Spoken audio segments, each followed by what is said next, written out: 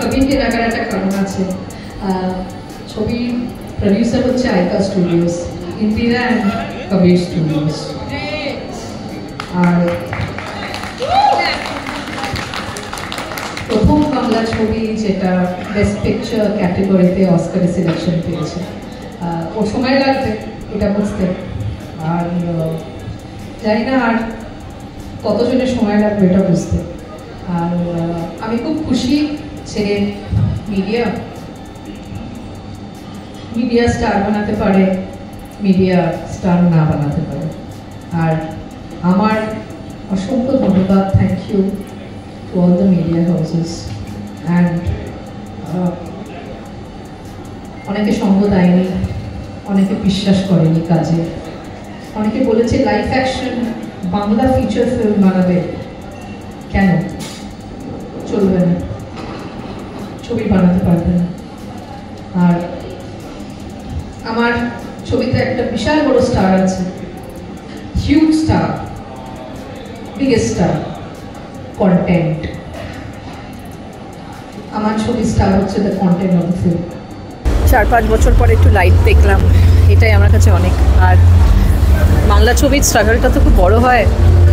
এই যে পরের ছবিটা হিন্দি ছবি বানাচ্ছি, খাটনি আছে, বাট সবাই হিন্দি ছবি বানাতে চায়, সবাই বম্বে চলে যায়, কেন, ওয়াই? এটা যাতে বারবার না হয়। আর আমার এই সাহসটা দেখে, বা যেটা আমি এখন অ্যাচিভ করলাম, যেটা লোকেরা বলছে অ্যাচিভমেন্ট হয়েছে বা হোয়াট এভার, বেস্ট পিকচার ক্যাটেগরিতে প্রথম বাংলা ছবি, আমি চাইবো যে আরও বাঙালি ডিরেক্টরসরা উঠে আসুক, সাহস দেখাক আর ছবি বানাক। আমি একজন ইন্ডিপেন্ডেন্ট প্রডিউসার, এটা বলতে পারি। আমার কোনো ফিন্যান্সার ছিল না।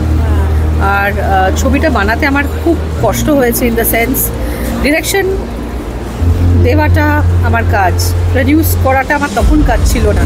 যখন সাপোর্ট পাইনি তখন আমি নিজে ছবিটাকে প্রডিউস করতে শুরু করি। আর অনেক অপেক্ষায়, কারণ আমার এই লাইভ অ্যাকশন ফিচার ফিল্মের ফরম্যাটটা হয়তো কারোকে বোঝাতে পারছিলাম না। আমি আমার খামতি বলবো, বা কেউ বুঝতে চাইছিল না। সবাই ওই ফ্যাক্টরি মেড কমার্শিয়াল ছবি বানাতে চাইছে। আর আমাকে অনেকে, কেউ স্টোরি লাইন চেঞ্জ করতে বলেছিল, কেউ ওয়ার্ক প্যাটার্নটা চেঞ্জ করতে বলেছিল। আমি কারোর কথা শুনিনি, ভাগ্যিস শুনিনি। মুমতাজকে যাতে কাজ না করি এটা আমাকে বলা হয়েছিল, অনেকে প্রডিউসার্স বলেছিল এই অভিনেত্রীকে নাও তাহলে চলবে, তাকে নাও একে চলবে। আমি না, আমার ছবির সুপারস্টার তো কন্টেন্ট। আর সেই অর্থে মানে আজকের দিনে যে ছবিগুলো বিশ্বের জায়গায় নাম করছে বা ভালো করছে, আমার মনে হয় না স্টার ভ্যালিউটা অত ইম্পর্টেন্ট আজকের দিনে। আর বাণিজ্যিক দিক থেকেও দেখলে ওটিটি বলো আর যাই বলো, যতটা আগে ছিল আস্তে আস্তে জিনিসটা কমছে, দ্য ভ্যালিউ অফ স্টার্স।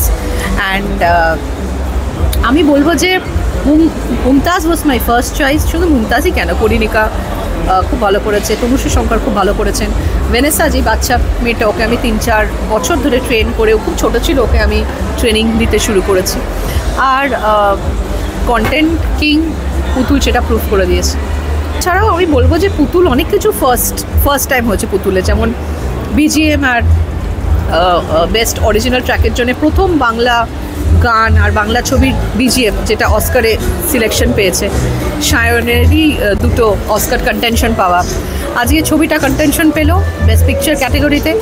আমাকে সবাই বলেছিল ইন দ্য ইউএস মার্কেট যে ছবিটা ভালো চলছে, ছবিটা সবার ভালো লাগছে, যেটা অর্ঘ্য এখনই বললেন যে আমেরিকানদের তো খুব ভালো লাগছে ছবিটা। কিন্তু আমি এক্সপেক্ট করিনি যে বেস্ট পিকচার ক্যাটেগরিতে ছবিটা সিলেক্ট হবে। আর thank you to all the media houses, Bengal media, national media, international media, কারণ আমার কাছে সত্যি পিআর করার কোনো বাজেট, আমার বন্ধুরা যারা আমার বন্ধু তারা আমাকে হেল্প করছে to reach out to media. আর আমি বলবো যে মিডিয়ার কাছে আমি কৃতজ্ঞ।